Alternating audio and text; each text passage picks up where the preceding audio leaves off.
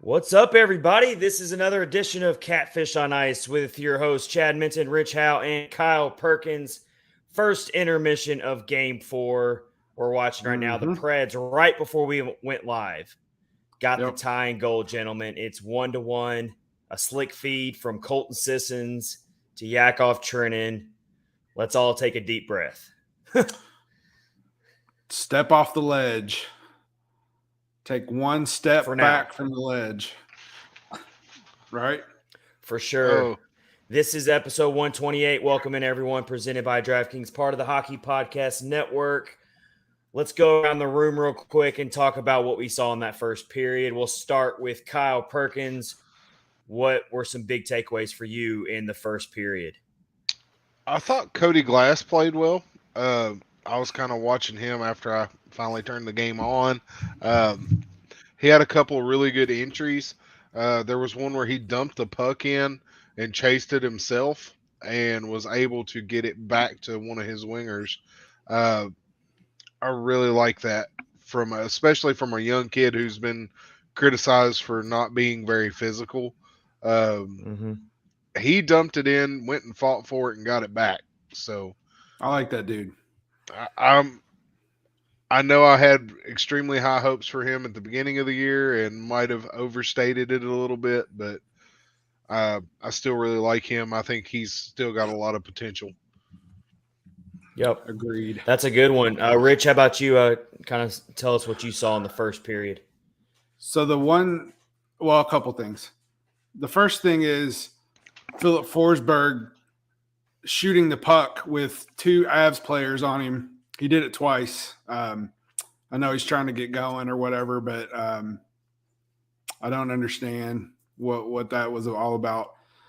The other one was the graphic before the game started showing Philip Forsberg with 0 points in this series and Ryan Johansson with 2 shots in the whole series. Oh, my gosh. Very disappointing. Very disappointing. I was fully aware of the 0 points for Forsberg. I was not aware that Ryan Johansson had 2 shots on goal the entire series. That is, well, all right. I'm going to reserve judgment for a little bit because I'm always a big critic of Johansson. And what was I doing? I was singing his praises going into the playoffs, Rich, and then he turns around and does this to me. Man, it's Matt Duchene's played really well for the situation that's going on that they're in. Roman Josi finally got a goal the last game, I believe it was. Yakov Trenin has 2 goals in this series now. Philip Forsberg, nothing is disappointing. Johansson, nothing's disappointing. Hugely disappointing. And then we saw those interesting projected line combinations. I don't know how long they actually stuck with that into the game, but it looks like John Hines just threw everyone's name in a bag and was like, I'm going to see whatever I draw out, and this is what we're going to go with. I agree. I mean, it was really weird, but it's not unbelievable with the way they're playing. I mean, look, I am all for trying something new because clearly it really has not worked in the first 3 games. But I mean, I just I can't understand why he keeps sticking with Luke Cunnin in the top 6. I can't understand why you would put Nick Cousins on the top line. He's a good, but not a top line player. I'm sorry. And I can't figure out how pushing Forsberg back to the third line, which is what I originally saw in a lineup projection. You really think that's going to break your superstar player out of his funk, knowing that this might be his last game in a Preds uniform? I mean, that seems the lineups came off to me like we're throwing up the white flag. We're done. Yep. I don't know. What about you, Kyle? Too. Yeah. I thought somebody was chemically enhanced to make those lines. I thought somebody was playing a cruel joke. I thought they might have had some of those Colorado brownies. Oh, a little bit of the electric lettuce. Is that what you're saying there? Maybe. Yeah. Maybe the Avs players snuck into the locker room and spiked their brownies, their desserts. Oh, they might have. But I can't find much logic with those lines. The Avs might be pulling out all the stops because they want to sweep. They want to have a week off. They want to rest. Because you look at every other playoff series right now, and they're all comically going like 2 games apiece, except for the Rangers. They did us a favor and also got shellacked earlier tonight, so that makes us look a little bit better, I guess. Those dudes. What happened to Shesterkin? Oh my gosh. Yeah, it's pretty bad. Pretty bad. That's about the only team I can think of right now in the playoffs that comes anywhere close to probably how much we've been dominated in our own series. But also that kind of leads me to this leads me to a question I want to ask all you two guys, and then I'll tell you mine. Because I feel like every loss in this series has been heartbreaking in its own way, but they've all been really hard to swallow. Game 1, for obvious reasons, was hard to swallow because you're down 5-0 before you could even blink. Game 2 was tough because you take it to overtime. We were doing our episode live, and we were prepared to stay up late until it took it to get a win, and we thought we were going to steal a game in Denver, possibly. I mean, and then Colorado scores in overtime, so that one was bad to take. And then, of course, the game I was at on Saturday, the Preds had it tied 3-3. The crowd was into it. It was loud. I don't want to hear all these naysayers saying, oh, I got some people in my mentions during the game saying, oh, it's not a hockey town and that place looks half empty. Like, because I took a picture during intermission where there were a couple empty seats behind me. It's like, come on. That place was loud on Saturday. And full. And totally full. But the Avs just completely did what the Avs do, and they pounced on the Preds after it was 3-3. And before you knew it, the game was out of hand. So, Kyle, in your opinion, what has been the hardest loss for you to take? Game 1, 2, or 3? I've got to go with game 2. Connor Ingram played his butt off. I mean, he did everything except score. And literally nobody in front of him did anything. Nobody did anything to help. I mean, literally, you've got the same situation we've got in this game right now. The Herd line made a good defensive play, and then Trenton scored off of it. It's exact same thing that happened in that game. I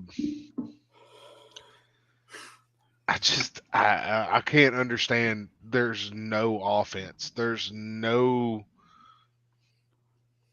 have one line get the puck in, and as soon as they get it in and do a change, they're all coming back the other way. It's like they can't execute a change without losing possession. It's just been bad. Yeah. It's so funny because Kyle's just like, it's so bad. I can't redeem anybody.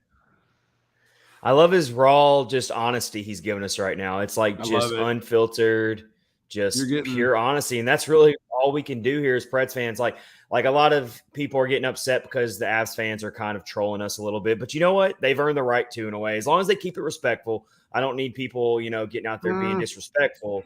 But I don't blame them for being excited about their team. I don't blame them for doing a little friendly trash talking because they are, and I think they're still salty from 2018 when we knocked them out of the first round, and they gave us, a really good fight. That was when the Preds were heavy favorites, and the Avs were still a very young team and new to the playoffs. So I think they still remember that series. I'm not making excuses for them. I'm just saying, I mean, they do have a right to be beating their chest right now. So I'm like, whatever. If you want to do it, just go ahead and do it. But Rich, what game has been hardest for you? Well, the first one obviously was just disappointing, and it wasn't out of the realm of possibility. Just ask the Tampa Bay Lightning what happened to them. Their first game got blanked. So I would have to say definitely the second one. So close to just stealing that game, and I felt bad for Ingram. After Colorado scored, Ingram had his head down on the ice, and another one, I don't remember who it was, another one of the Predators was just laying down flat on the ice. You could just see it knocked the wind out of him, man. And then the next game, in it until that the goal got overturned, and they're not their confidence is really shattered, I believe, and they don't have the ability to climb out of a hole because of how they're playing right now. It's just not going to happen. We should have I don't know. I don't want to say expected this, but Colorado's been a buzzsaw and doing this kind of stuff to teams 3/4 of the season. So we shouldn't be surprised, but you'd like to see a little more fight, and game 2 was probably the best chance that they had so far. It's a close one for me between game 2 and game 3. Game 1 was just frustrating and downright kind of a little laughable. I'll just be honest. I kind of when it was 5-0 in game 1, I was like, in my head, I'm thinking, okay, get it out of your system now. Right. It still counts as one loss. It's just game 1. I just really tried to look at it glass half full, and I quickly tried to forget about game 1, and I didn't let it really bother me that much, even though it was such an embarrassing loss. But the reason why game 3 was so hard for me was I've always looked at game 3 in a 7-game series as a fork in the road to every 7-game series.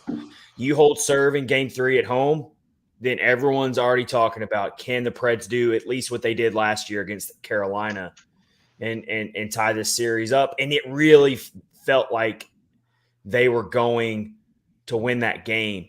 I mean, we were all feeling really good about it. There was even an Avs fan in my section who ended up being a really cool fan that I was talking to a lot. And he was telling me straight up, he's like, I think we're going to lose this game. When it was 3-3 in the second period, he was like, y'all have got the fire tonight. Yep. Like, this is your chance right here. And then that game just flipped so quickly. It was just like instantaneous. And before you know it, they're down 5-3. And we were all shell-shocked. Every fan in my section, we were just like, we didn't even know what to say. For sure. Yeah. I mean, you look at like if they say they don't challenge that goal, you're only down by 1 at that point. Instead, it gets overturned. You put them back on a power play that has been like ridiculous. I mean, it was ridiculous. It was just ridiculous. It was an automatic goal every time they got on the power play. And it's just, like I said, it's just too much for them to overcome. If they would have if they would have not challenged it, it would have been 4-3. Maybe there was a little more of a chance, but put them on the power play, it's just not going to happen. That is very, very good point. So, unfortunately, Preds are just trying to avoid a sweep tonight, and they have tied it 1-1. But they did not open up this game very good at all. So let's kind of let you know what we got going on in store for you. Episode 128, Catfish on Ice. As we continue to watch Preds versus Avs game 4, we are going to try to be positive here, and we are going to talk about the top reasons that we have for optimism going into this offseason. Really interested to hear Kyle and Rich's takes on some reasons why we should be optimistic, even if we do get swept tonight. So that'll be a fun segment to open up the episode tonight. We are going to also have to talk about former legendary head coach for the Preds, Barry Trotz. I mean, for sure, I'm a little blindsided that he got fired today by the New York Islanders. I couldn't believe I saw it, honestly. Absolutely. So we're going to have to talk about that. We're going to have to talk about that because I feel like as soon as that announcement was made, John Hines' seat indirectly got a little hotter. Fair or not? Oh, absolutely. I'm not saying it's fair, but especially if you go on Preds Facebook. Don't ever underestimate the love for Barry Trotz from this fan base. And they can't help themselves to the point where they don't even really think clearly because they love that man so much. Preds and rightfully Facebook. So. He's a great head coach. He's a great human being. He was a great part of this city. He did so much in the community. So, I'm telling you, the love for that guy is indirectly going to make John Hines' seat even hotter. I think so we got to talk about that. The Preds Facebook people broke into Hines' office and started packing it up for him as soon as they found out that Trotz was fired. They're like, we're going to pack his house, pack his stuff. Yeah, they're already – Preds Facebook's already looking for new places for John Hines to move. Like, oh, I hear this part of the country is really nice. Yeah. You can move there. They put his stuff in a U-Haul and not one of those nice ones, one of those trailers that you have to put on the back of your own car. That's what they gave him. Yeah, exactly. Well, we should also talk a little bit tonight about how Roman Josi and UC Saros looks like they're both going to be finalists. One for the Norris with Josi, and I'm kind of a little surprised that Saros is going to be a Vezina finalist. I think he should be a Vezina finalist, but I'm a little surprised. I wasn't sure because he did struggle. His numbers kind of dipped a little bit there towards the end of the season, but it's looking like Kevin Weeks said that it's looking like Saros will be one of the finalists for the Vezina. So that's pretty awesome. Very awesome. Congrats to him.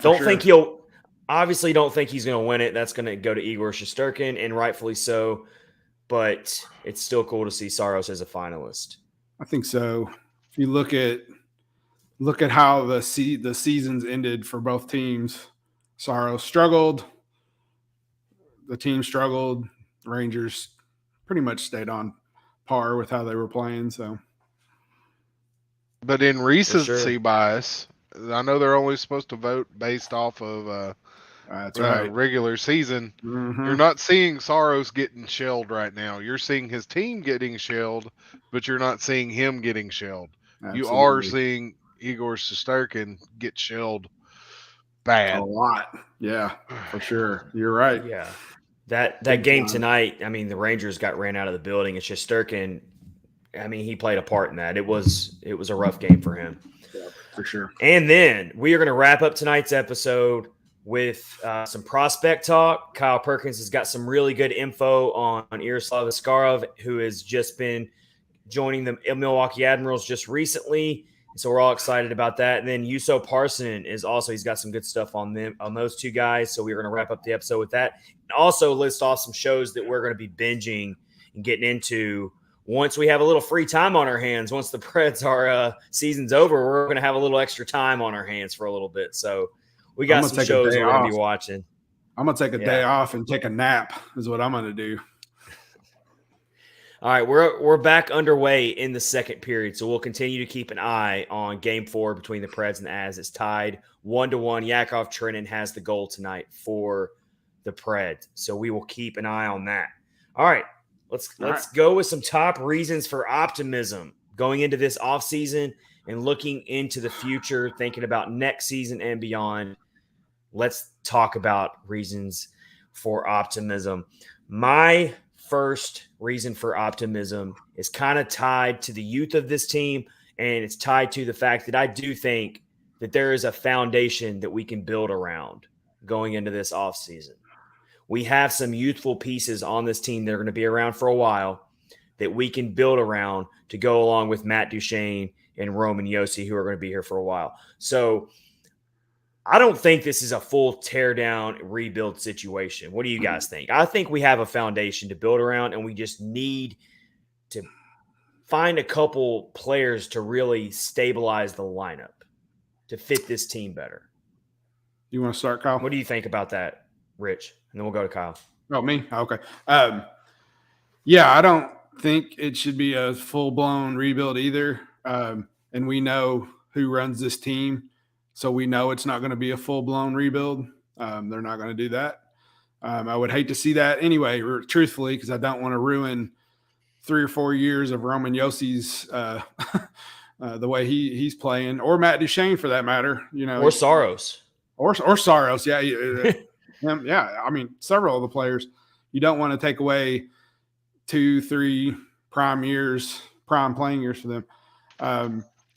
Yeah, the youth part is good. I'm excited to see what Tomasino is going to do next year. Earlier, a month ago, we were talking. Well, it was probably longer than that, but we were kind of excited about possibly what Ellie Tolvanen could do next season, but I'm not as excited about that anymore as I am seeing what Tomasino can do. Well, unfortunately. Even with Tolvanen's struggles and the uncertainty around him, you just mentioned Philip Tomasino. We've got Alexander Carrier, who I think's had a very underrated season. Not enough people have talked about him and his growth. Sure. You're looking at Yakov Trenin, who has a goal tonight. He's still super young and should be considered a core foundational piece of this team in the youth. And then I'm thinking about Cody Glass. I'm thinking about Tanner Jeannot. I know Tanner Jeannot is 25, but he's still a rookie. So I'm still thinking about him as a core foundational piece you can build around. That gives me reason for optimism right there. Yep. What about you, Kyle? I think, your backup goaltender situation is pretty well in hand going into next year. Connor Ingram he's gotten lit up a few times, but let's face it, not a lot of that was his fault. That's a big deal. We kind of found out that this year that you really need to have that guy that you can put into a game in that number 2 spot. I know there were some reports that came out about Saros and it not being an overworked issue, but you got to think that it had something to do with it. That massive amount of starts and how much he was leaned on. It's just. I think not the injury. It definitely could have had something to do with it. I think his drop off in production toward the end of season had something to do with it. And I do too. The way the team played in front of him dropped off as well. And that, when the team's not playing well in front of your goaltender's confidence gets shook. And that's unfortunately, you couple, confidence with I'm tired because I've played, 90% of the season. I think it definitely has something to do with it. Yeah, it's you got to think that. It might not directly be linked to why he got hurt, but I can tell you that it would have been really nice. And this is no offense to David Riddick, but it would have been nice maybe have known about Connor Ingram and we did kind of get a taste of how ready Connor Ingram was earlier in the season when Ingram made his NHL debut against Minnesota. For sure. So he played. If there's one positive, if there's one positive you can pull away from this series, and I know I'm reaching here because there's not much, but if there's one positive, it's really what Kyle just brought up. Yeah. We now have it figured out for sure, and we can feel confident going into next season that UC Saros has a very competent backup, and hopefully Saros will not have to make another 67 starts next season, which I just think is way too many. I don't care how good your goaltender is, 67 starts out of 82 games is way too many. Yeah. And you also have a backup goaltender who now has 3, maybe 4 NHL playoff starts under his belt, which that's huge. That's awesome experience for him. So, that counts. Look at how he's playing tonight. I feel like I'm watching game 2 all over again so far tonight. It's 1-1. Yep. Rich is having flashbacks, nightmares that we're doing, deja vu. that we're doing our live episode 3 in the morning. the chances that he's facing are all just high quality chances. It's it is. You're right. And there's nobody on this team that's an easy out. There's no on Colorado. There's no easy guys. You got to worry about everybody on this team. Yes, it's they're all, and the shot totals are already ballooning up for Colorado. It's 15-6 advantage in shots on goal. Shocker there, and Ingram's already had to make 14 saves. And the one goal he gave up, do we want to talk about that crazy goal where the puck literally went through the netting? It was shot so hard. Went right up underneath the water bottle. It did. Through the net. Yeah, it was crazy. I I was a little peeved that they let the game go on without even looking at it or anything. It was like, if you think there's any kind of question, stop the game, check it out. Don't wait a minute and a half later. And I'm glad it didn't happen to either team, obviously, but could you have imagined if someone would have gotten hurt during that minute and a half of game time that didn't count? I mean, that would have been really bad. Or what if it didn't happen, obviously? Like, what if the Predators would have scored? Would they have taken that away? I mean, how does that work? I've never even heard of that before. I guess they would. Yeah, they would have. Oh, my gosh. You want to talk about that place going bananas if that would happen? Oh, yeah. It was bad enough as it was. Yeah. For sure. All right.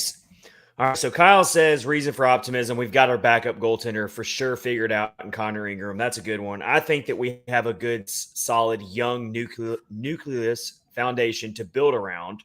So that makes me feel really good. And kind of tied into that is the prospect pool. So we're talking about players who haven't made the NHL jump yet. The Preds prospect pool keeps getting better and better. It keeps getting stronger and stronger. I know Kyle follows the prospect pool very closely. I know we all follow On the Future, and they're the best follow out there to stay up to date on all the Preds prospects. So, what do you think about that, Kyle? Do you think that's a good reason for optimism? I have a ton of I've had optimism the last couple years based on how the prospect pool just keeps getting better and better to the point where even if we do have to go through a little bit of a rebuild, I feel really good about the players who are coming up. Yeah, there's a lot of good talent that's already in the system and has came in recently, and then there's a couple of guys that's been around for a bit that have been playing really well. Go for instance, Milwaukee's in their second game of the playoffs. They've already won their first two. They'll play again Wednesday night against the Manitoba Moose. In the playoffs so far, Tommy Novak, who spent a little bit of time in Nashville, 4 points in 2 games. Oh, wow. Yeah, he's been playing extremely well. Jeremy Davies came back down, was brought up by the Preds for that last game, got sent back down. He got a point in Milwaukee the next night. One of my favorite prospects, and Eric over at On the Future, we've both been really high on this guy for a while, and that's Juuso Parssinen, who is Swedish. He's played in TPS in the Liga for the last several years. He came over this last week, started both of the playoff games. He got his first North American professional point in his first game. He's played very well. If you look at some of the videos of Parssinen, he reminds me a lot of Granlund, only maybe he's a lot bigger. I like that comparison, though. He's very good defensively, and he's extremely good with the puck. Very soft hands, excellent passer. But he's 6'2", 203 versus Granlund being a smaller guy. I really love watching this kid. He does some nice things with the puck. He had in TPS this year in Liga, he had 41 games and 32 points. Was player of the week a few times, goal of the week a few times. Just hands. I'm telling you, people, go watch a video or two and just watch this kid puck handle. Something to behold. For sure. And going on to the one that I've probably posted way too much about this week, and an insane amount of memes and everything else is Yaroslav Askarov has made his way to North America. It's been a whole ordeal. I have followed this kid since the day he was drafted. I've watched junior hockey in Russia in full Russian broadcast while at work, and trying to hide my phone. I hope your boss isn't listening. That it's Kentucky. They don't know what hockey is, much less Yeah, that's Russian right. hockey. You're right. Uh, Just tell them it's a UK basketball game. They'll never know the difference. no, they'll be like, "Oh, can we watch?" No, that's true. Yeah, maybe don't do that. Yeah, around here, tell them it's a Louisville basketball game. Yeah, say it's U of L, and they'll be like, ugh. Hey, that's all right. Hey, that's all right. My boss thinks that it's the NFL hockey playoffs, so I think I'm safe. Yeah. But anyway, Yaroslav, he was starting a ton of games over the last couple of years, going back. And I was just looking there a minute ago. He actually started less games this year than David Riddick did. Wow. that's crazy. That is crazy. Yeah. I think, how many does Riddick have again? Riddick has 17 games played, and Yaroslav has 15. So he's played 2 less games in the last year than David Riddick has. And David Poole, I don't give Poole a lot of credit on a lot of things, but he came out and said, his team over in Russia is punishing him because he will not sign an extension. Yeah, that's he wants just to come here. so sad. It's so ridiculous. You can see the pure joy. You can see the pure joy on Askarov's face that he's over here now, though. For sure. Yeah, he looked really happy at Hattie B's and standing in front of the Wings in Nashville and riding in a pedal tavern and at Talladega. Yeah, he's just jacked up. He was everywhere. He was all over the place. See how he managed it, but even made a trip to Gatlinburg that day. That's right. I forgot about that. Yeah. Let's get you updated on this game real quick. What's going on now? We're in the second period. It is still 1-1, and the Preds are starting to get a little bit of zone time. I don't know, gentlemen, if you notice the same thing I'm seeing. It's not necessarily leading to a bunch of shots on goal, but they are getting zone time. The Avalanche have blocked a ton of shots tonight, unfortunately, but at least the Preds are starting to break out and transition a little bit better, and they're starting to get a little bit of zone time, and they're starting to force Colorado to at least play a little defense. For sure. Is that so much to ask? Is that too? Yeah, for sure. Absolutely. It's crazy. Do you have any other reasons for optimism going into the season, Rich, that we haven't already – the big ones we've already kind of named, but I don't know if it's going to happen, but I'm kind of looking forward to David Poyle opening his checkbook and spending some of that cap money and maybe getting some other people who can score. That's a good one. I didn't even write that one down, but that is such a good one. I really want to see – I know they're not going to change – aside from Forsberg possibly leaving, some of your big names aren't going to be leaving, but I would like to see them – I want to see some changes for sure. Let me throw this out there. Let me throw this out there for you. If they don't re-sign Forsberg, then they're really going to have a lot of money to spend. For sure. I was thinking about that earlier, though. It's going to take a lot of money to woo somebody to come here, though. You're going to have to pay, it's going to take a lot. That's true. Who's going to be an excited player in the NHL to want to come and play for Nashville? Well, I will. All right, just to push back on that a little bit. That's fine. I do think that a lot of young players who are trying to maybe build a name for themselves, maybe they're not on superstar level yet, would want to come play in a town like Nashville. That's good. I mean, play in front of this atmosphere. You hear away teams say all the time how great of an atmosphere, a road atmosphere, Nashville is at Bridgestone Arena. So Nashville is a very desirable city to live right now. So in that regard, I do think it could still be very appealing to free agents out there. But you're right, though, Rich. It's a bad look on the organization if they let a player like Philip Forsberg just go and they don't pay him. Yeah, but I'm telling you, there's a wrinkle in all of this because of Forsberg's really bad timing to not produce anything. Oh yeah, in these playoffs. For sure. So you go through the majority of the season, and Forsberg was playing well, Duchene was playing well, Yossi was playing out of his mind, and then you get into the playoffs, and nobody else was scoring though. You didn't have a lot of that secondary scoring, and then you get in the playoffs, and those guys aren't producing, and you don't have any secondary scoring, I mean, what this is exactly what. Well, except for Yakov Trenin.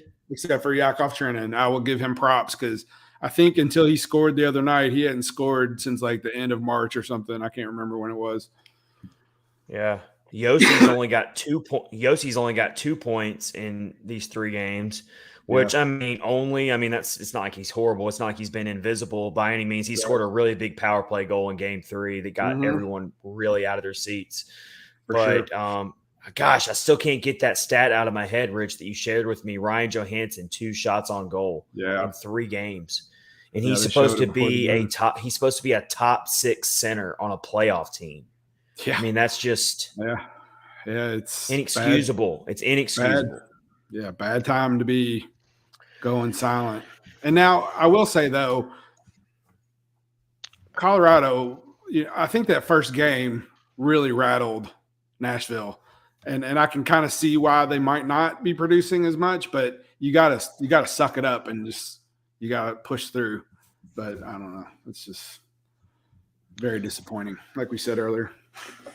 Hey, Kevin Fiala's a UFA after this year. If we're bringing back, I would love to have him back. Why not? I would love to have Kevin Fiala back. Yeah, I'm going through here, and there's so many UFAs that Nashville has to worry about. It is ridiculous. Hey,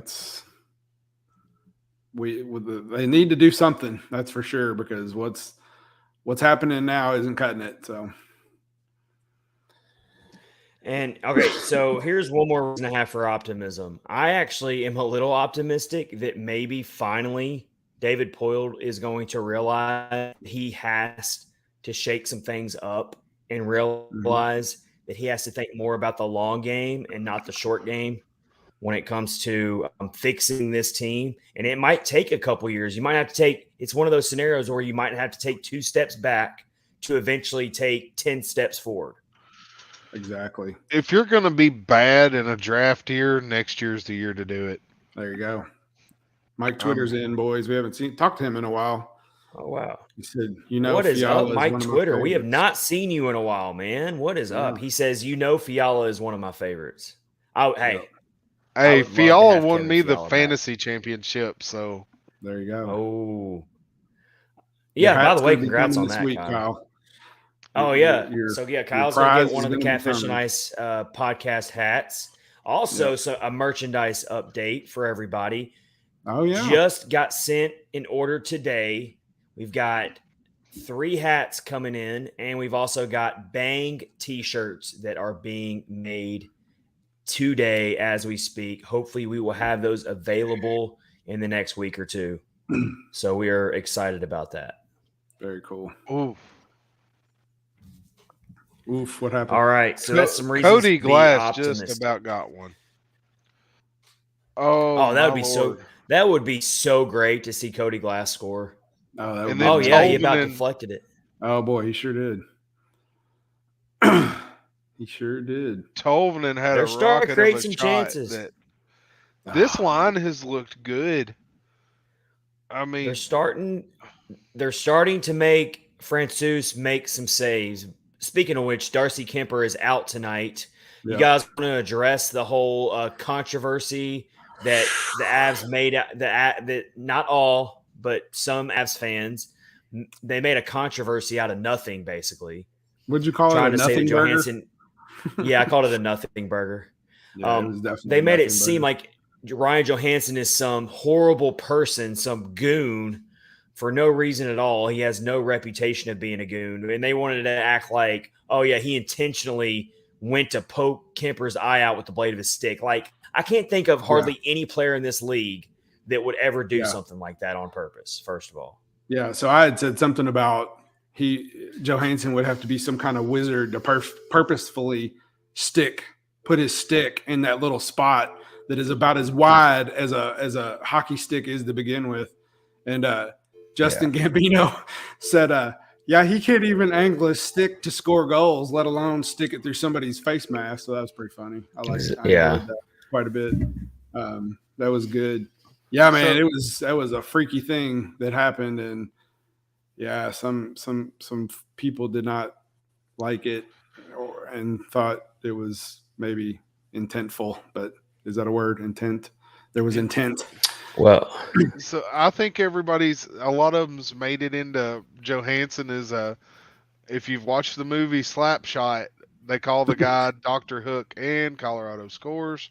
I think it was he Come lost on. his yeah, keys to his car. I was waiting for you guys. I was waiting for you guys to get caught up in the stream before I reacted. Yeah, I'm getting that ready was to see it just. right now. Anyways, And it was But, Cal. weird. It was Cal. It was Cal McCarr too. So whatever. I think Jano partially blocked it, and it changed direction. It was one of those weird. Oh yeah, it hit the bar and shot in. Oh. Nothing they can do about that. Right. But anyways, I think they're making him into Dr. Hook, the captain of the Bulldogs at the end, where they said he carved a guy's eye out with his stick. Yeah, I think they're trying to make Johansson into him. So I have to admit something right now. I've never watched Slapshot. Rich, I'm going to come to your house and make you watch it. I'm gonna watch it for sure. I'm gonna watch it when the season's over for sure. I've never. I mean, I obviously know what it is. Wait, Rich. If you're gonna watch it when the season's over, that means you can go ahead and watch it after we get done recording this podcast episode tonight, because that's when the season's gonna be over. I'll cue that up. All right, I'm sorry, guys. I know I'm so negative right now, but I try to warn y'all that I was probably going to lose my you know what during this episode. I told you, and I told you, I'm cranky as well. It's lack of these late nights, but it's all good. I can only imagine what Kyle's going through. He gets up before the roosters get up and before the birds. Yeah, I wake the rooster up.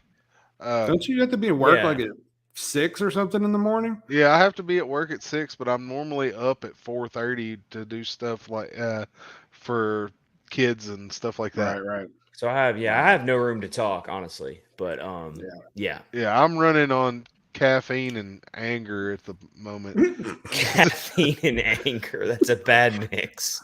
That is our next shirt. Oh man. Fueled by caffeine and hate. Let's talk about this, guys. Let's talk about this. What has been the most exciting, entertaining first round series so far? I'm going to have to say it's a toss-up between Toronto, Tampa Bay, and Minnesota, St. Louis. And the reason why I say Toronto, Tampa Bay is because you've got all the star power on both of those teams. You got reasons to dislike both teams and a lot of people probably want them both to lose at the same time. But you want to talk about a series, it's literally gone back and forth each game. Each team just trading haymakers. That's probably been the most exciting series so far to me is Tampa Bay, Toronto. I'm going to go with Oilers and Kings. Oh, another 2-2 series. Yeah, and it's just because you have all this lopsided star power on the Oilers, and you've got this scrappy Kings team, and you've got two goaltenders who a lot of people say should already be retired, and that's true. And I hate the Oilers, so I think they're pompous, and I really want to see them lose. Pompous, like that term. I'm not going to have any issue at all cheering for the LA Kings in the next round if they make it there. That they will be a very easy team to cheer for. Yeah, for sure. I'm going to go with, and not just because I like them, the Boston-Carolina series, because Boston was down 2-0 and came back and won the next two. And the last one was in really surprising fashion with how well they played.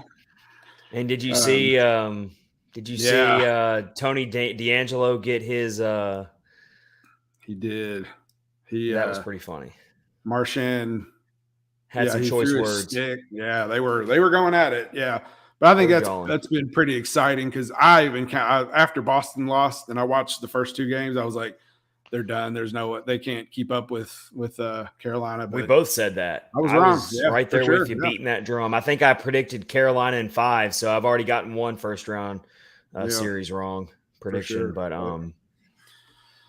yeah, obviously we got Omar is in here again. Too many power plays opportunity for them this series. Bad penalties. Boy, amen. You got that right. There's not but true words. Unfortunately, thanks for the comment, Omar. But unfortunately, we already felt like that was going to happen. Regardless, we just knew that there was no way the Preds were going to be able to keep from taking penalties. Unfortunately, we just had to hope against hope that somehow the Preds would be able to at least hang with them on the scoreboard, or maybe, oh no, we got a breakaway. Oh, a breakaway, but Connor Ingram comes up strong and makes the save. There you go. More that had 3-1 written all over it. More experience. That had 3-1 written all over it. So our friend CJ and noted Boston hater says Boston always finds a way. Yeah, they sure do. Yeah. Their little window's closing too. So by the way, CJ is one of the one. CJ is one of the ones getting a hat. We got him a hat coming. That's right. And he says this, which is so true. Connor Ingram is going to be a stud. Yes, he is. He's all right. So Connor Ingram completely rejects Cal McCarr for his second goal of the night. So at least we got that. McCarr won't start. Oh, that was good.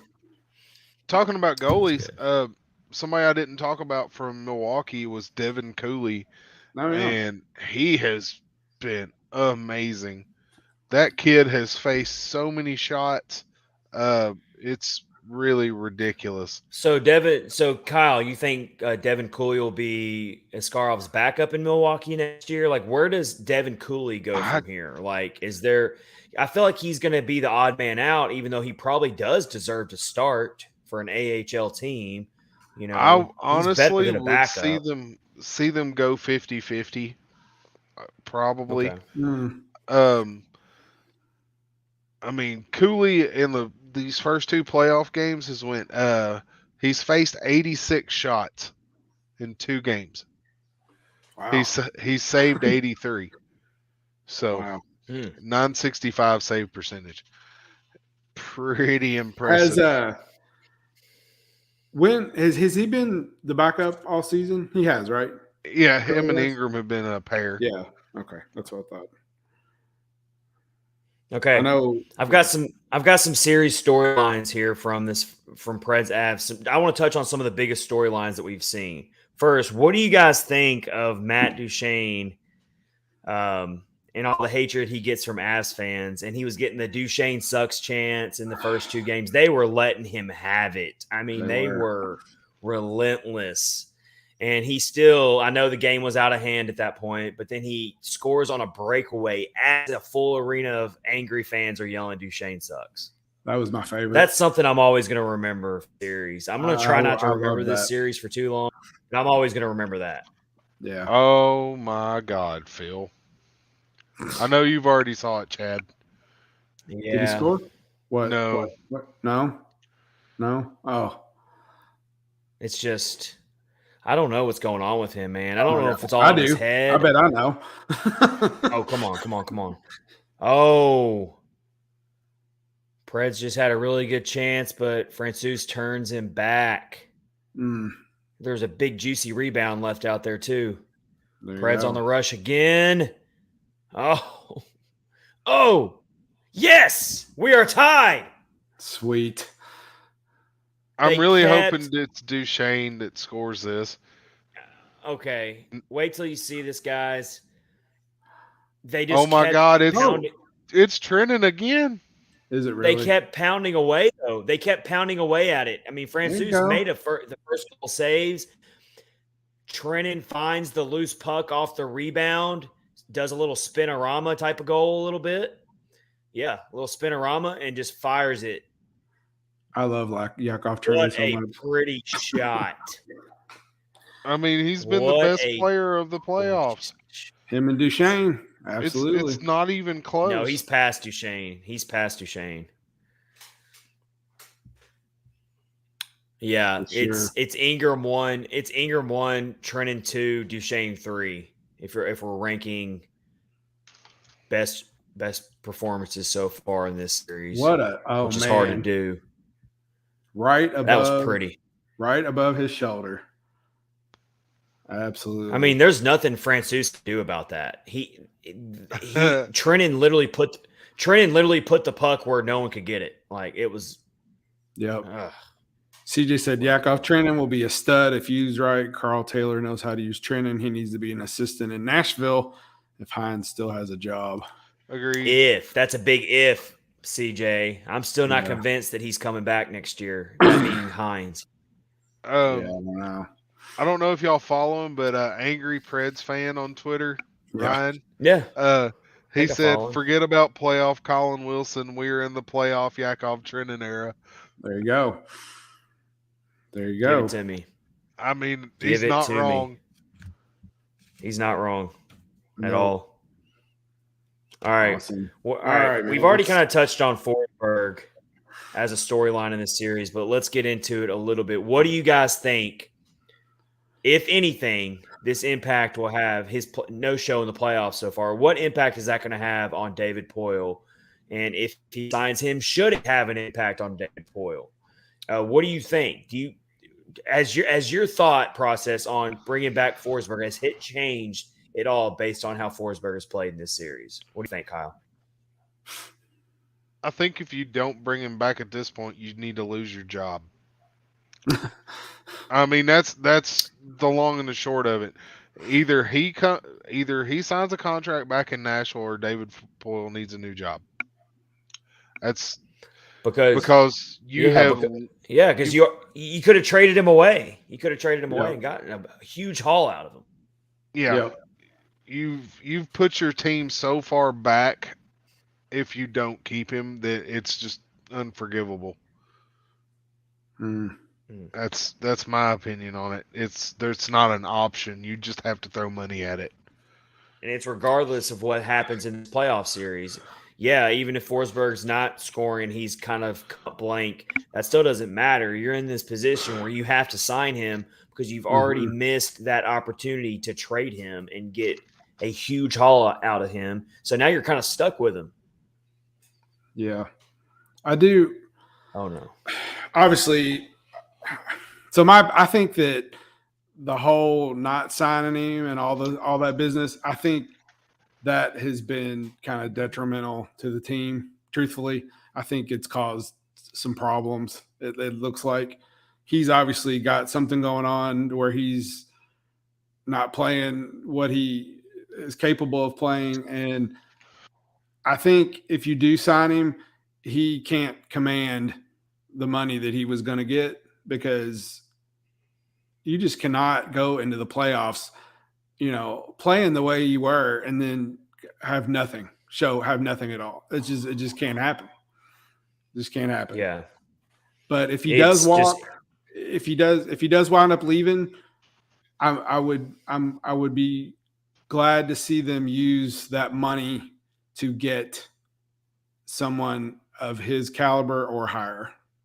And that's the one good takeaway, I guess, is you could have traded him and got some prospects and some other stuff, but now you can take that money and woo a player that's as good as or better than him. So that's would be if anything, though, maybe if anything, Forsberg's lack of playoff production might give Poile a little bit more leverage to be like, hey, you can try your luck on the open market, but I don't know if you're going to get as high of a price as you thought you were going to get now that you've not shown up in the playoffs. So his price, maybe Forsberg's price goes down a little bit on the open market, and then Poile can sign him for cheaper than what he would have been able to sign him for. I don't know. I mean, we're at the second inning now, by the way, everybody, and it is 2-2. Preds. I didn't like the way they opened this game. Like the first 3 minutes of the game, I thought they looked dejected. I thought they looked like they were sleepwalking. They didn't look good. But ever since then, they have woken up, and I got to pull some of those thoughts back a little bit because they have at least shown that they're not going to lie down. And they've pulled to within 5 shots. Yeah, Colorado's that was got a 23, really- Nashville's got 18. Even though they gave up the goal to Makar, that was a really, really strong period. Maybe one of Right. their best periods of the series For sure. so far. CJ says, I think it will show that there's a change that needs to be made in the locker room. Absolutely. Anything that will breathe a new energy and a different mindset to focus on game day. Yes. That's what I want to see next season is some new energy. I got another for sure. Gentlemen, I got another question for you here. Another tough question. Let's see what you guys think about this. How much would UC Saros had changed this series? Would it have been maybe the Preds only losing 5? Do you think it wouldn't have made it a difference at all? Connor Ingram is doing exactly what UC Saros would have done. What do you guys think? Just hypothetically speaking, I'm going to start and say I don't think Saros would have made that big of a difference. I still think the Preds are in this same exact position right now. I still think they're down 3-0. Maybe game 1 wasn't as lopsided. But game 2, UC Saros can't score goals for the team, just like Connor Ingram can't score goals for the team. So you're probably still losing game 2, even if Saros matches what Ingram did. Game 3, I mean, the Preds had some goal production, but those goals that Colorado was scoring, I mean, those are going to be tough for even UC Saros to make. I just think it's the same result. I still think you're down 3-0. Yeah, the I want to say that it would have made a difference, but I don't know if the first one would have been as lopsided, like you said. And what you said about game 2 is absolutely correct. The team in front of him didn't score enough goals, and there's nothing he can do about that. I would like to think it would be closer, but I think we'd still be at the same spot probably we are right now. Unfortunately, yeah. Unfortunately. The goalie's not going to fix the defensive breakdowns. Absolutely. Mm-hmm. It's not a knock on Saros. We're not saying, Saros is a non-impactful player and he wouldn't have made a difference. Yep. It's just the fact that that's not goaltending is not the reason why the Predators are down 3-0 in this series. It's that simple.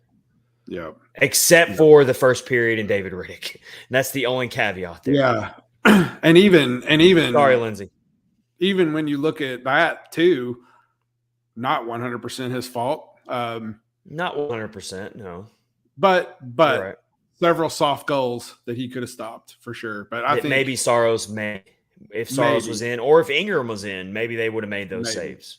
But maybe. We'll never know. But yeah, once they jumped onto him like that, he got rattled as well. I mean, that's just demoralizing. It's got to be. Final burning question I have about this series that I want to ask you guys. Is this team better than they were a year ago when the Canes knocked them out of the playoffs? No. Is this team better? So. I can't. What do you think? No. I can't say that. They're looking now, and at the end of this season, they're looking about how they looked before they turned it around last season. Because and then obviously we know what happened with that, and they played really well and got into the playoffs, and the Hurricanes were awesome as usual, and they took it to took it to 6 games. So yeah, there's this team at the end of the season, the way they've dropped off and how they're playing now, I can't say that at all. What do you think, Kyle? Do you think they're better? Do you think they're the same? Do you think they're worse? I think they're different. They're not. This is a hard question. It is. Yeah. It's hard to say that they're better or worse, but they're different, and the matchup is so much different. Right. I think If I they would would have say ended that up matched against Calgary, I think they would have been more competitive just Yeah. because of the complementing styles between the two teams. Mhm. They just can't, they're not built to catch up to an Avalanche team. They don't have the speed. No. It's just regardless of what's going on in this series right now, and the fact that the Preds might very well get swept at the end of tonight, I still think this team is slightly in a better place than where they were a year ago. And the reason why is, even though we don't like the end result right now, the fact of the matter is the Preds still made the playoffs when virtually every expert in prediction out there in preseason picked the Preds to finish 7th. I didn't even see anybody predict the Preds to be a wild card team this year. No, it was right. all 7th place. The only team people predicted to finish behind the Preds were the Coyotes. So there's that. True. Then number 2, you are a year later and you have an extra year of development for all these young core players that we brought up earlier. They've all got an extra year of NHL experience that we can take forward with us. So I do think this team is slightly better, and I agree with Kyle too. They're just different, but I actually think that means that they're slightly better. And I'm sorry, I think a lot of teams would be getting swept by Colorado right now. That's true. Yeah. Not just the Preds. I mean, That's that's why, how good Colorado is. Yeah, that's why I've said all along we shouldn't be surprised that this is happening. Truthfully, I could see Colorado sweep LA. I could see Colorado sweep Calgary, or at least beat Calgary in 5. I think they would probably beat Dallas in 5. They're a buzzsaw, man. I mean, that's just my point. CJ said they're not better, but the direction seems to be going the right way if they make the changes needed this offseason. Yes. Yeah. That's 100% true. Yeah. All right, everybody. Thanks for following along and listening. This is episode 128 of Catfish on Ice. We're waiting for the third period to get underway. It's 2-2. Preds and Avs tied here in game 4. Let's see if we can avoid the sweep. All right, speaking of that, the pursuit for the Stanley Cup is underway. And DraftKings Sportsbook, an official sports betting partner of the NHL, has an unbelievable offer for the most exciting hockey playoffs out there, and that's the Stanley Cup playoffs. And of course, we have an unbelievable offer for you right now. New customers can bet $5 on any team to win and get $100 in free bets no matter what, win or lose. Easy money for you. Download the DraftKings Sportsbook app now. Use promo code THPN. Bet $5 on any NHL team to win and get $100 in free bets no matter what. That's code THPN at DraftKings Sportsbook, an official sports betting partner of the NHL. Minimum age and eligibility restrictions apply. See our show notes for details if you need gambling help and for responsible gambling practices. There's also DraftKings same-game parlays where you can cash in big on a payday. You can create your own parlay by combining multiple bets like which team will win, how many goals will be scored, and more. It's your shot at an even bigger payout. And also, I can tell you because I use DraftKings every time, every day when I'm betting on sports. It is safe, secure, and reliable. Best of all, you can deposit and withdraw your cash whenever you want. That's DraftKings Sportsbook, promo code THPN. Go do that. All right, everybody. Let's move along here as we're about to watch the third period. Let's see here. Let's talk about Barry Trotz, guys. And I was blindsided by this today. New York Islanders, I don't know what they're thinking here. I can't understand why Barry Trotz deserves to be fired for one season with – first of all, let me share this tweet from Matt Larkin on Twitter. Matt Larkin put out Barry Trotz's 4 seasons with the Islanders. 1 season, Jack Adams, Coach of the Year. 2nd season, Final 4 loss to the eventual Cup champion. 3rd season, Final 4 loss to the eventual Stanley Cup champion. His 4th season, this season, 13-game road trip to open the season, 50 games in 99 days to end the season. There has to be more that meets the eye in canning Barry Trotz. That's what Matt Larkin says, and I totally agree with everything in that. Yeah, it was pretty baffling to me, especially after, because I saw the same tweet you just read, and I was like, they don't even get to play in their own arena for the first 13 games, and that is ridiculous. And yeah, I mean, what are you then gonna do? our guy Chris Mason, who played under Barry Trotz, put out unwarranted, in my opinion, decimated by injuries and by COVID. Season was over before it got started. Someone going to reap the benefit, the Chicago Trotz Hawks. I swear if Barry Trotz becomes the head coach of the Chicago Blackhawks, it will crush me like nothing's ever crushed me before. It would crush me just like if I had to see Pekka Rinne play for the Chicago Blackhawks. It's almost that bad. Not quite on that level, but I'm telling you, it's going to be because I think he would fix the Blackhawks. That's what scares me. I could totally see him becoming the head coach of the Blackhawks and fixing that team. Yeah, that would be entirely possible. Entirely possible and not good. Scares everything out of me. But that doesn't mean necessarily that I think, well, I don't know. It's going to be interesting to see if John Hines does not get re-signed and they pursue Barry Trotz. I mean, it's not out of the realm of possibility, gentlemen, especially with David Poile. You know David Poile's love for Barry Trotz. Yep. It is not out of the realm of possibility. I'm just telling you it's not. The people who seem to have their wits about them want Carl Taylor from Milwaukee. I would love that. I would love Carl Taylor. They should have brought Carl Taylor should have been the head coach before it was John Hines. Yeah, I agree. Would it be cool to see Barry Trotz back? I'm sure it would be very awesome.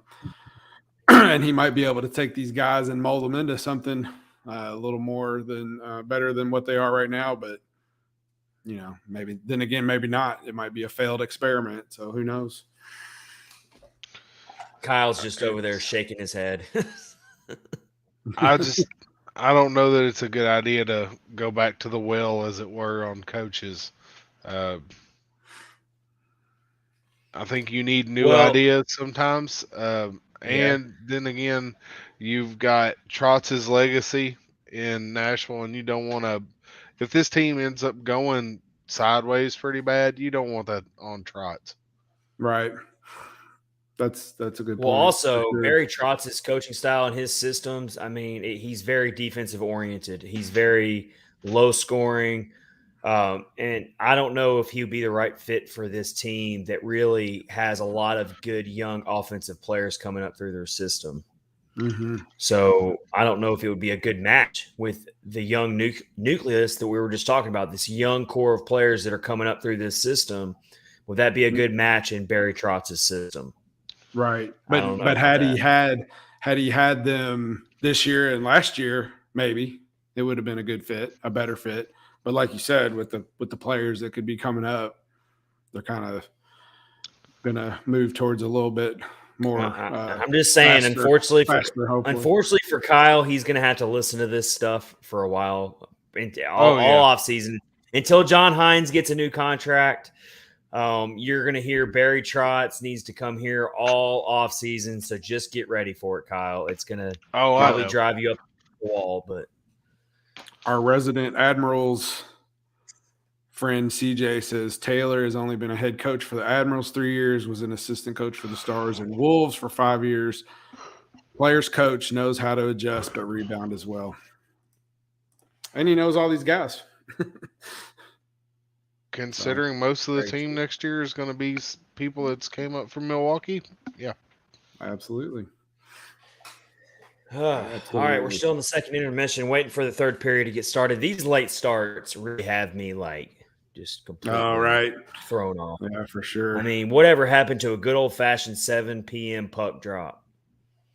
Yeah, especially since it's in Nashville. Lindsay. Oh, wow. Lindsay's in. She's probably on the edge of her seat. I think the Flames are winning 1-0 right now. This must win for the Flames. They can't fall behind 3-1. No, they cannot. Let's see. Check the score. Yeah, they're up 1-0. Start of the third period. That has been such a low-scoring series. I mean, Wow, the Flames have 39 shots on goal and just 1 goal. Yep. For sure. Lord have Jake mercy. Ottinger, man. Jake Ottinger, 38 saves. I really like Jake Ottinger a lot. I'm not a Dallas fan, but I like him. Check this out from Preds PR. Yakov Trenin became the 4th NHL player in the last 26 years to score multiple tying goals in a contest where his team faced elimination. Wow, that's a mouthful. All right, It is. I was like trying to follow it. It's like, well, I just kept reading. Let me say that a little. Let me say it a little slower. Bring it around. Yeah. First of all, the people who look up these like stats are just crazy. Like they're like to find a stat like that so quick. All right. Yeah. This is per Preds PR. Okay. Yakov Trenin became the 4th NHL player in the last 26 years to score multiple tying goals in a contest where his team faces elimination, joining Matt Cook, Scott Hartnell, and Joel Kiviranta. Yeah. So, wow. That's pretty cool, but that is a mouthful. 4th? Okay. Yeah. I'm reading it to try to see if I can process it, but got it. Good for you. I had to read that slow like 3 times just to grasp it. That is a pretty cool milestone, though, for Trenin. So, Kyle got to trot out his meme with Trenin riding a bear. So that's always a good thing to see. Yeah, that's one of my favorites. Had to break that one out. I'll probably keep that one around next year too. A lot of people really like that one. That's an oldie but a goodie. We like that one a lot. All right. Speaking of which, all right, guys. I know you guys watching some good shows right now. What shows are we watching? I think we did this same exact segment last year before the playoffs ended, so we're going to just rehash it and do it again. We are going to go ahead and because now that once the Preds are out, we're going to have a lot more free time. We're not going to be watching hockey as much. We're still going to watch the playoffs and all that good stuff. Watch the playoffs. We are going to have some extra time on our hands to probably get back into some really good shows out there. So I need some suggestions, guys. What do I need to be watching? Kyle, what are you into? What are you watching right now? What shows are you going to be binging? What shows are you binging right now? I actually just finished up a show on Netflix called The Pentaveret. Oh wow. Okay. I haven't heard and what's it about? Yeah. And he goes, okay. So you got to tell me about that one. I saw it popped up and on it was new out this week. Yeah, and it's like 4 guys in these plague doctor masks and these big wild looking robes and everything. Then I see Keegan Michael Key is there in the front of it, and I'm like, okay then. And I get to looking at it, and it's Mike Myers. Oh wow, that's funny. And he plays like 8 or 9 different characters in this show, and it's very funny, and it's got everything from really smart humor to dick joke humor in it. No, there you go. I mean, it's like there's going to be whatever makes you laugh. You're going to have a little bit of it in it. One of the funniest little bits in the whole thing is, if I don't choke to death, don't do that. I'm taking after my hockey team. Whoa! Whoa! There you go. So, whoa.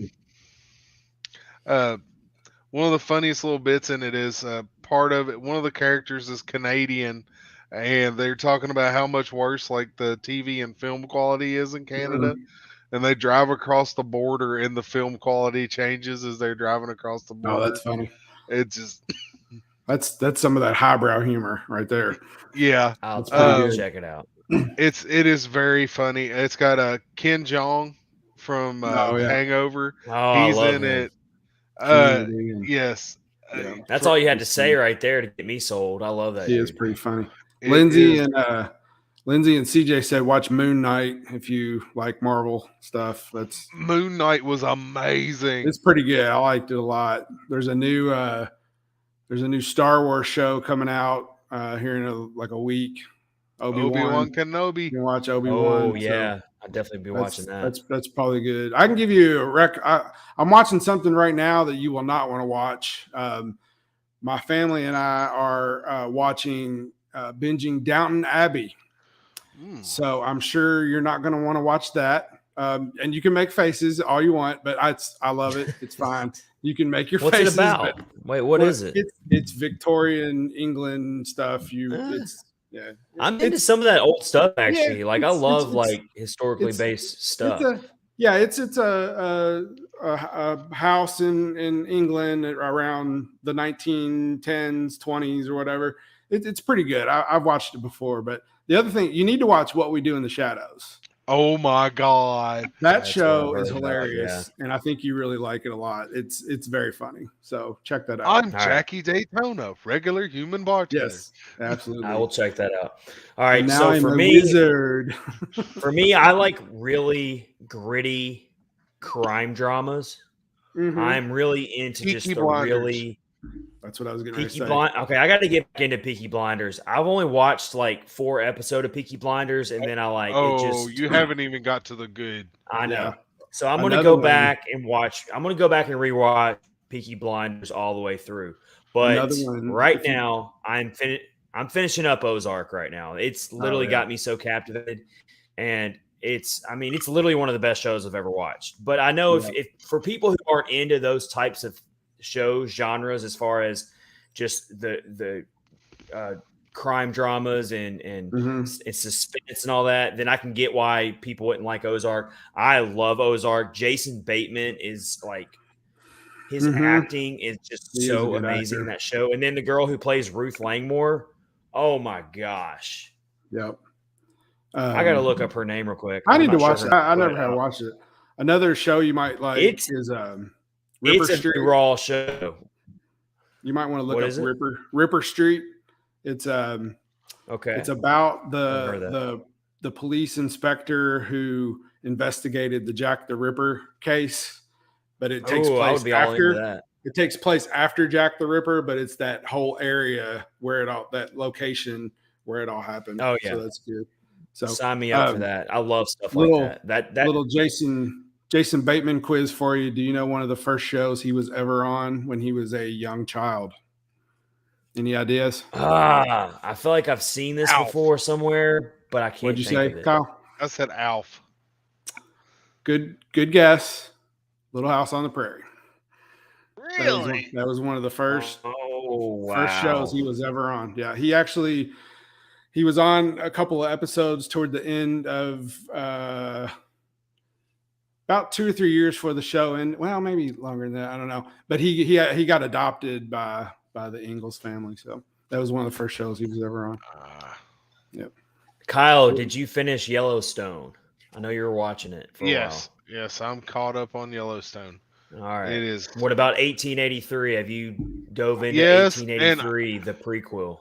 Yes, I've watched all of it. It's so good. Yeah, I've actually heard it's better. I've actually heard it's better than Yellowstone. It probably is. Tim McGraw's amazing. Faith Hill's amazing.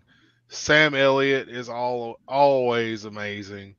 It's just the production of it, the grittiness of it. It's epically well made. 1883 is on deck for me. That's what I'm going to watch next. I'm one of those types where I'm one of those types where if I get really invested in a show, I have a really hard time watching anything else. I have to finish one show before I can move on to the next show. I'm weird like that. I can't, because then I start getting storylines mixed up, and then it's like I have to focus on one show and get fully invested in it. That's just especially if you're watching similar shows, you're kind of you get mixed up a little bit. Sure. Yeah, I want to watch 1883. It's supposed to be. I heard you talk about it and seen some stuff. It's good, and I love Sam Elliott. Man, he's one of my favorite actors. Better Call Saul's back on too, and I love that show. Yeah. there is a scene in 1883, and it's Sam Elliott, and it is absolutely one of the most heartbreaking scenes of acting I think I've ever watched. Really? It is like I'm sitting there and I'm getting all choked up. It's like, good God, man. It's There's some scenes in Yellowstone that are like that too, though. I mean, Yeah. it is a really like emotionally charged show, like Yellowstone Ooh, is. Like you could Kevin Costner is just incredible in that show. You could watch Black Sails. That's an awesome show. I've heard that. I've heard that's good. Oh man, I never binged that. That'd be a good show to binge. Oh, you should watch That's it. It is really, and it ends. Yeah, it's good. What network is that on? Is that Hulu? I think that's Hulu.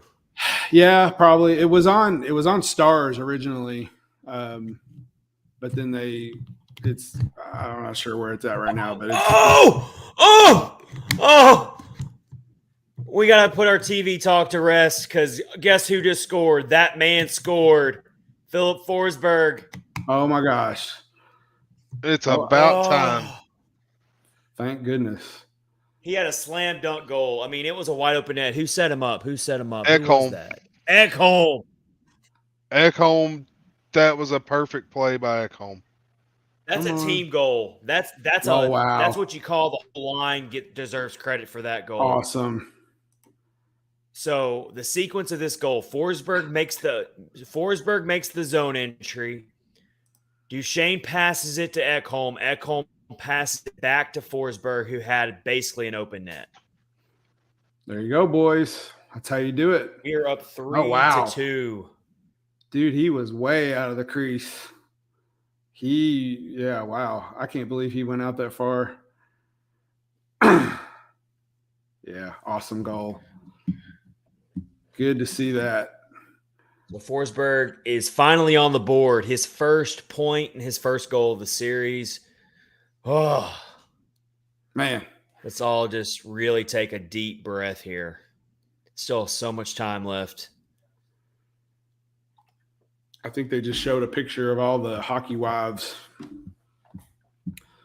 wearing their customized jackets that have their husband's name on the back. I think I saw a picture of that. Come on. We need to build some insurance right now. We really need to. No lead is safe. That's a massive goal. Huge goal. Is this the first time they've led in the entire series? I think it is. Well, I think it is. I think you might be right. That sounds right. They definitely never led in game 3. They tied it twice, but they never led.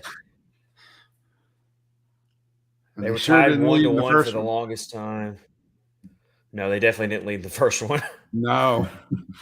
The Preds were down 3-0 in game 1 before I even sat down. Yeah, I know, right? To get comfortable. All right, let's see. Man, the Preds really are finding a lot of open ice tonight to get in there and create things. It's just the Avs have blocked a lot of shots tonight that's made it a little misleading. Yeah, I saw that earlier. I can't remember how many it was.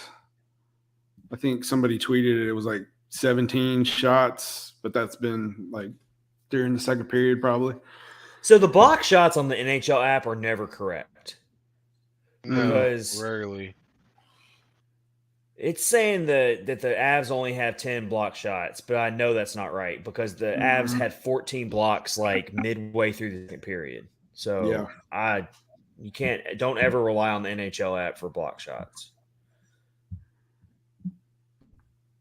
All I know is they've blocked a lot of shots tonight. For sure. Flames are up 2-0 on the Stars. Flames Johnny Gaudreau. On a penalty shot. Really? Panthers beat the Capitals in overtime, so now you have another series tied 2-2. How many series? Almost every series has been tied 2-2 except for the Rangers series and our series. Mm-hmm.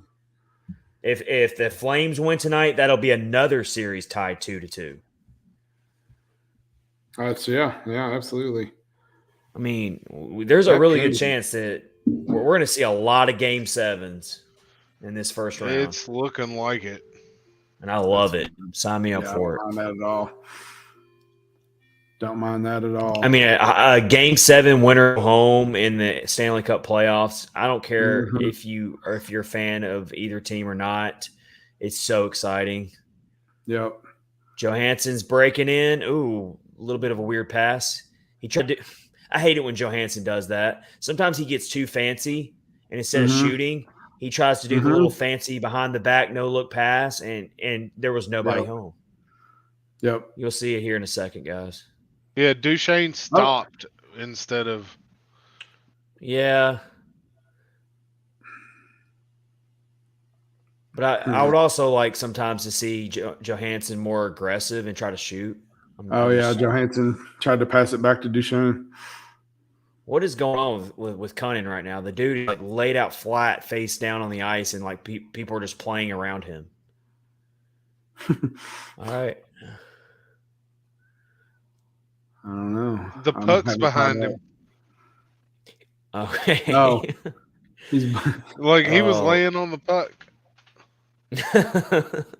Oh yeah, Here's what scares me when it gets all wide open like this. Like there's a lot of open ice. I just feel like the Avs are going to just pull a counter strike on us really quick and tie it up before we can even blink. Yeah, that's unfortunately that's all it takes is one little mistake. I mean, they got so much speed that when there's all this open ice, I mean, it just I think the Preds are going to have to score another goal to win this game, take this one home. I don't know if 3-2 is going to be enough. I think the Avs got one more goal up their sleeve. We'll see if Connor Ingram can carry. Connor Ingram's got some goal support tonight. Let's see if he can carry us home, and let's see if we can avoid overtime. I don't want any part of Game 4 overtime. That spells disaster for me if it goes to overtime. For sure. Let's get this wrapped up in regulation. We're all kind of ready to go to bed. So Preds, can you just please some regulation? Please. That would be awesome. That would be awesome. Oh. All right. What else do you boys want to talk about? Well, and everybody having a great time. It is. I am having a great time. I am really though surprised by the Capitals series, Capitals Panthers. Yeah, that's a good one. That one's one where I mean the Panthers have been accused of being a regular season team, and I know tonight, but man, the Capitals are giving them everything they can handle now. Have you been watching that series, Kyle? A little bit here and there. I know the Panthers got a lot of people back, so I figured they were going to be better than what they've been showing. But you look at the Capitals still have so many of those talented guys that they've had forever. For sure. You've got Oshie and Ovi and Backstrom and Kuznetsov. You've always got a shot. I'm going to be honest. I was kind of hoping. I hope that Capitals win. I really like them more than I do the Panthers. So, for sure. All right, we're back. All right, the game is back underway now. Oh yeah, I want to throw some love to the fans at the game tonight. I mean, they have been loud. And you see them on TV right now, and they're waving the rally towels. They're showing up for their Preds. They were loud right from the opening puck drop. Even when the Avs went ahead 1-0, they were still making noise. So I can't believe we still have to answer these questions about is Nashville a hockey town? But for sure, I mean, all you gotta do is watch tonight and see how that place is pretty much full. And they're making so much noise, even though they're staring at a sweep, and it's been an embarrassing series. I mean, I have a lot of love for those fans that are there cheering tonight. Yeah, we've all been to games, too. We know how it really is. Yep.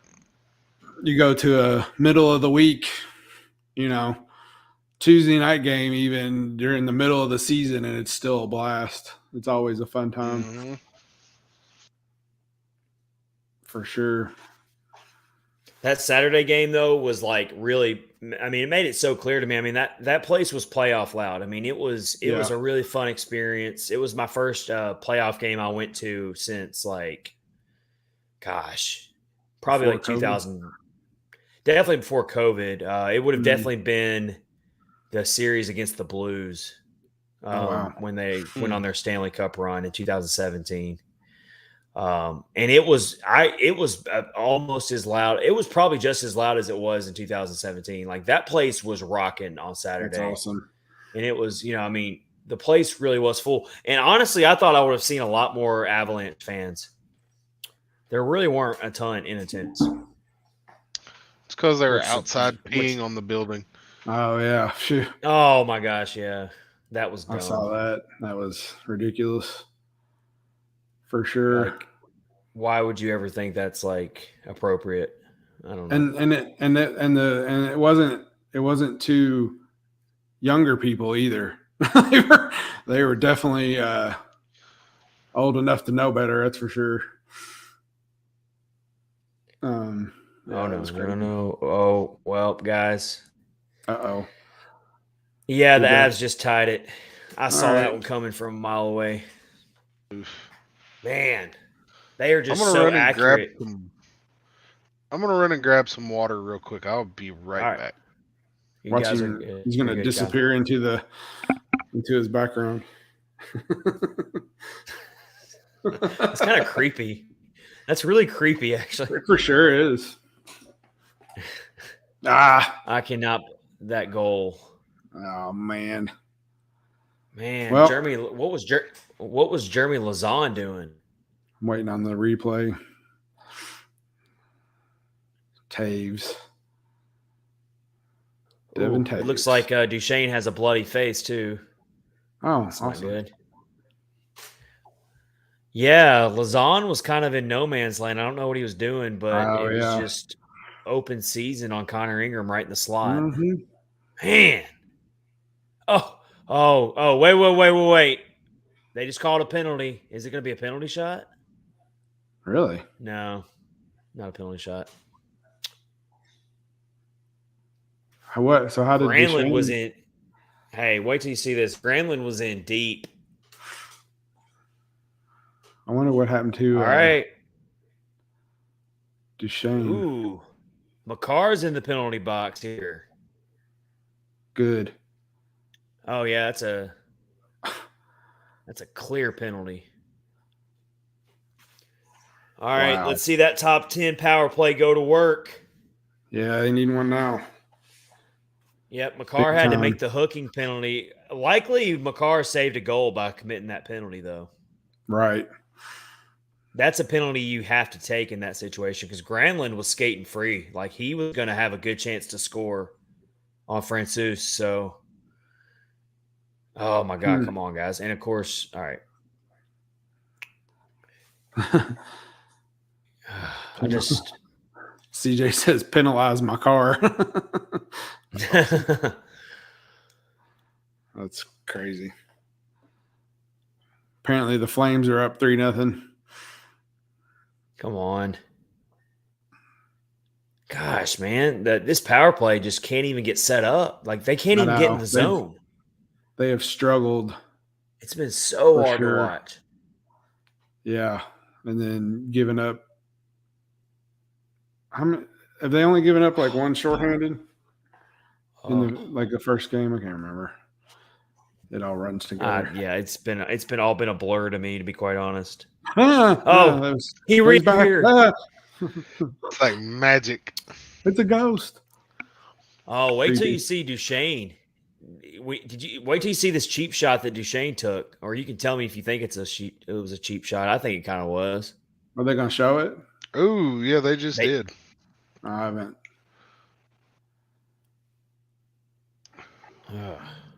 The Avalanche fans are going to say he deserved it. Oh, I'm sure. They have no love lost for Duchene. Oh, all right. What is this power play? Oh, my gosh. Shorthanded chance? Really? Yossi made a sliding block to keep it from being a shorthanded chance. Oh my gosh. I don't if this thing goes to overtime, I swear. I know, right? You missed it, Kyle. CJ said, penalize my car.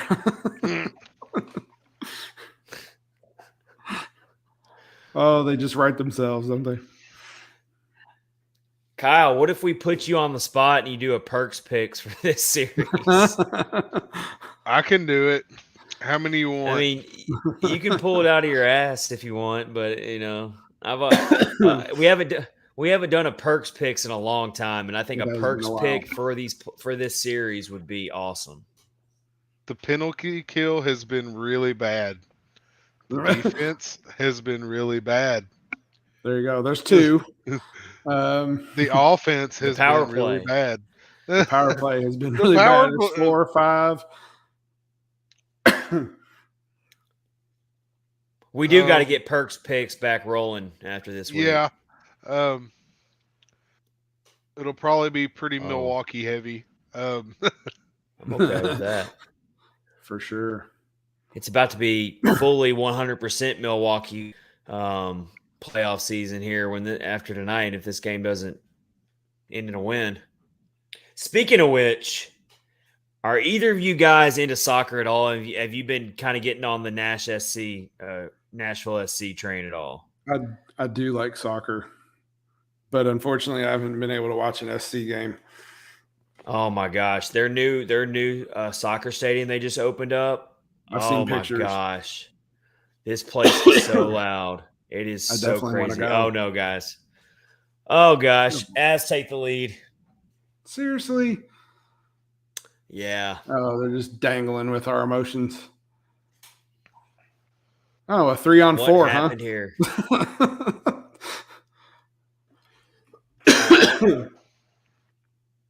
That's messed up.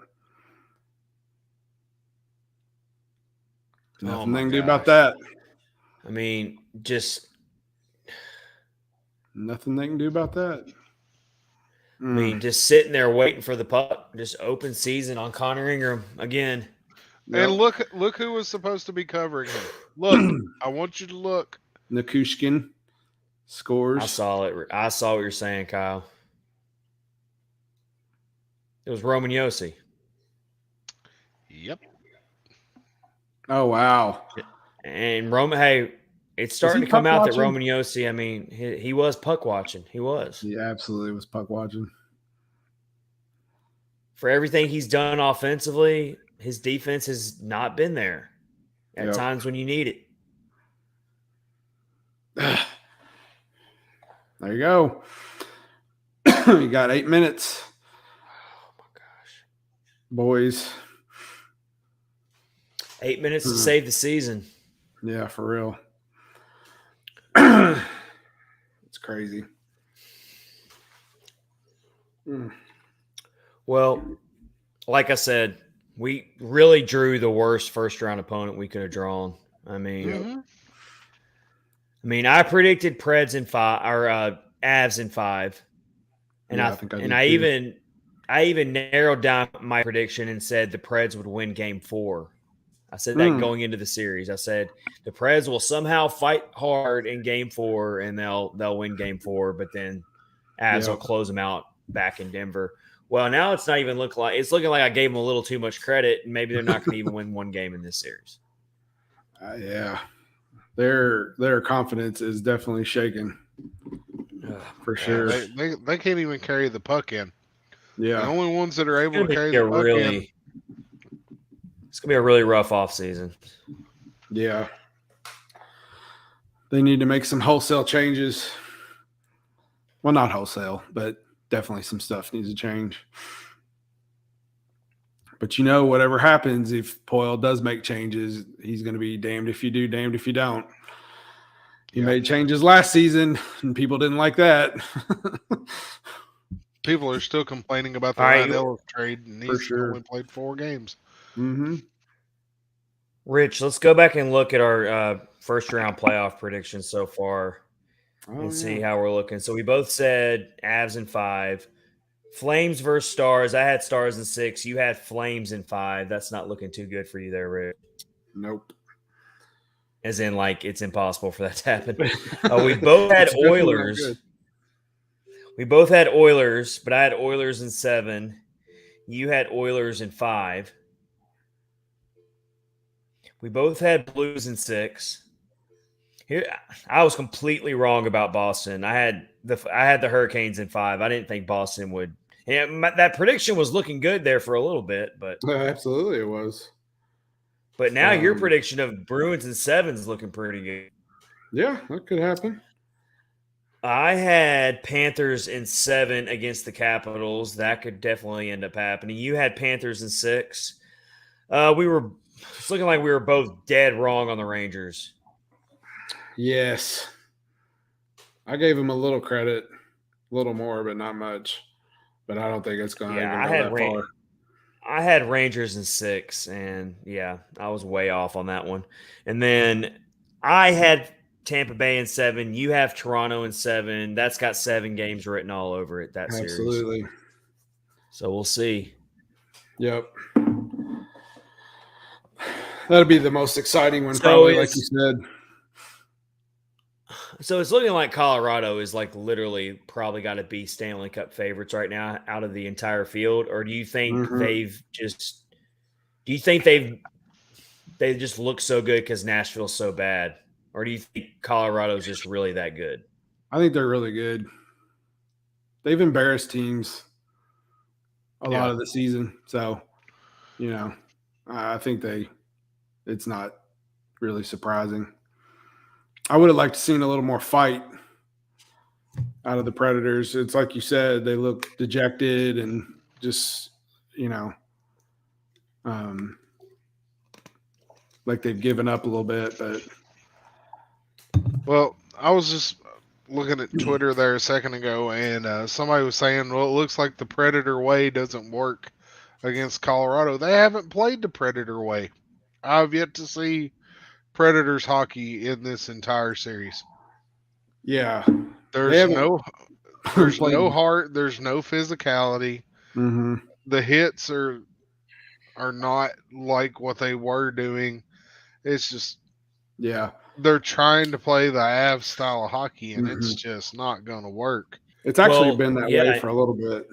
And to your point, what did I say right when when Forsberg scored that goal and they were up 3-2? I said I did not like all this open ice I'm seeing because I just felt like the speed was going to burn him, and I mean that's kind of what happened.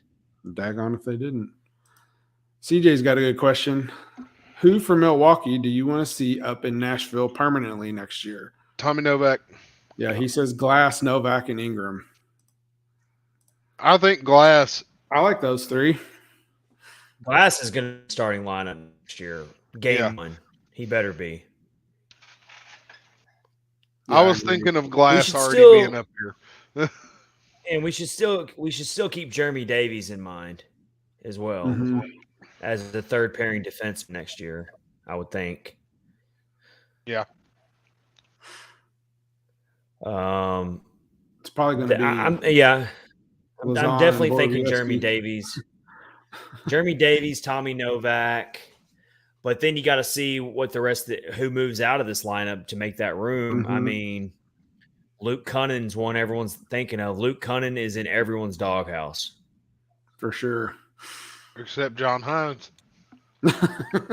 Somehow. That no one can figure it out. He took over Harper's spot as having dirt on Hines.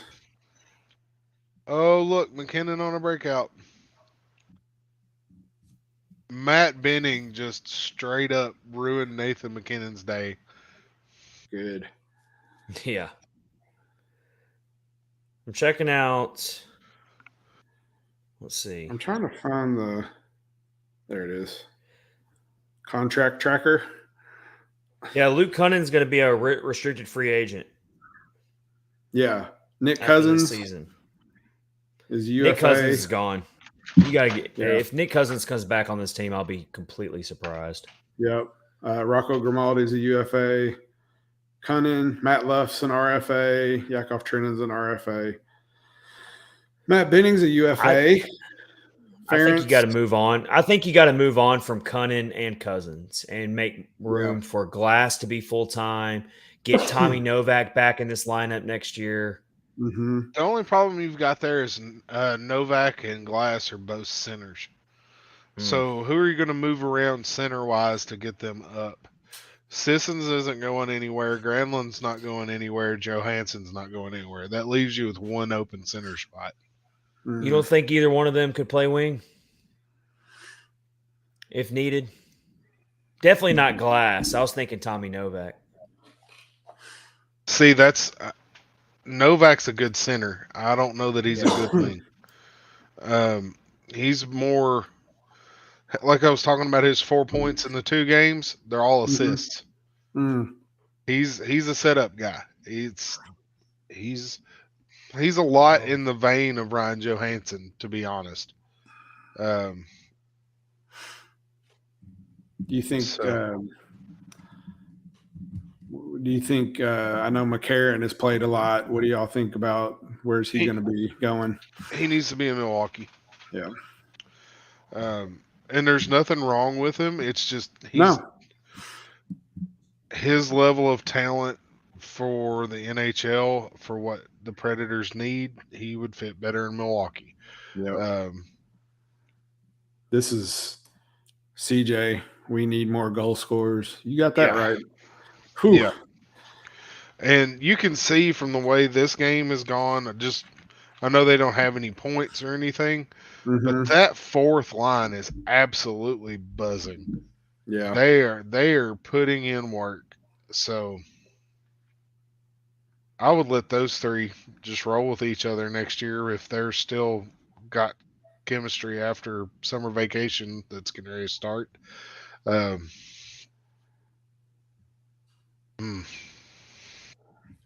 ready to start. This is just so hard to swallow ending the season this way because of all the big milestones, personal milestones that we got to witness.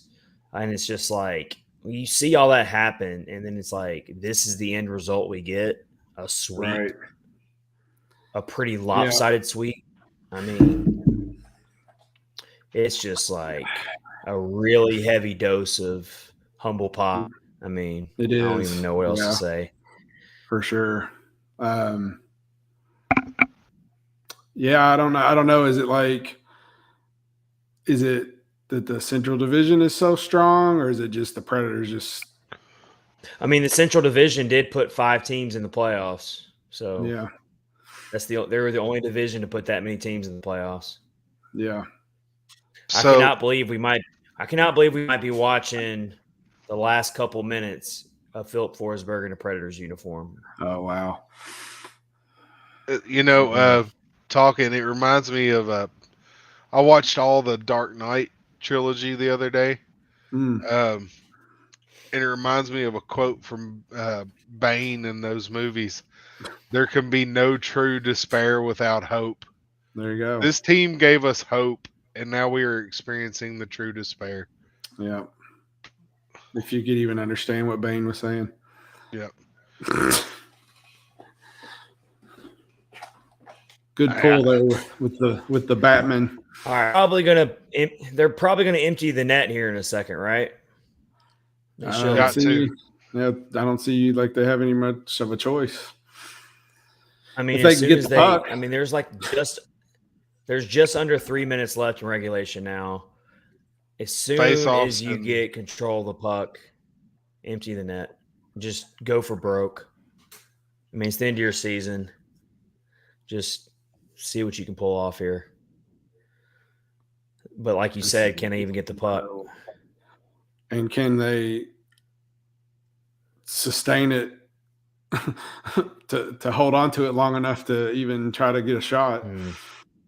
That's the bad thing. The Avs are going to have such an advantage over any team they face in the second round. Mm-hmm. They're going to have so much rest. They're going to be so refreshed. Oh, Meanwhile, you've got all these other series probably going at least 6, probably even 7. Mm-hmm. That might hurt them, though. I mean, not it playing could. Too much. It could. Maybe. They can't even get the puck. All right. The net's empty. Okay. The net is empty now. All right. Just under 2 minutes left in regulation. The net is empty. They can't sustain any Offensive pressure. zone face-off is coming. Oh, my gosh. Oh, my gosh. This team's going to look so much different next year, I'm telling you. We think the team looked different this year. They're going to look different next year, way different. If it does, I'm good with it. For seriously, I'm ready for it. I'm ready for it too. There's good things, but there needs to be changes. There does. Yeah, I need to see some progression. Ooh. Definitely some progression. All right, this is your season right here, fellas. The net's empty. The Preds almost lost the puck, but they chased it down. Oh, no. Oh. Well, that's your series there. Did they just get an empty net? Forsberg had to take what looks like a interference penalty. Oh. If he hadn't have taken it, then it was going to be an empty net goal. He had to take it. After everything literally they've let go in this game, and they're going to call that little crap? Are you my gosh. Yeah, that was BS. It? Wow. I mean, he was gonna scoop up the loose puck and score. So they tried to take freaking Duchene's head off. Yeah, missed that one, didn't they? Bloodied him, and they didn't call anything. He literally checked him. Well, CJ said well, goodnight. It's been a very everybody. First of all, we want to tell everybody we've really enjoyed bringing this podcast to you this season. It's been so much fun. Oh, yeah, it's been a blast. Despite the result here, it's been a lot of fun. We are going to go into off-season mode now, but that doesn't mean the episodes are going to stop coming. Doing one episode a week, and we are going to have some really good off-season content coming your way. We got some good guests lined up for the show as well to get you through the off-season.